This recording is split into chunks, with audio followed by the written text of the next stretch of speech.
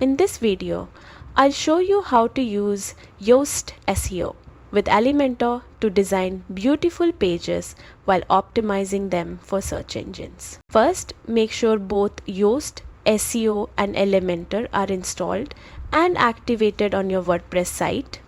Go to your dashboard, navigate to plugins, click Add New, search for each plugin, install and activate them. Once both are active, you're ready to start. Next, create or edit a page with Elementor. Open the page in Elementor and use the drag and drop editor to design your content exactly how you want.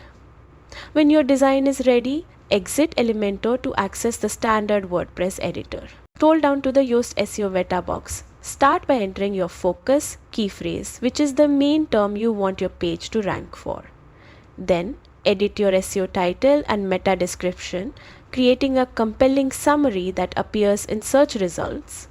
Use Yoast SEO analysis and readability analysis to check how well your page is optimized and easy to read.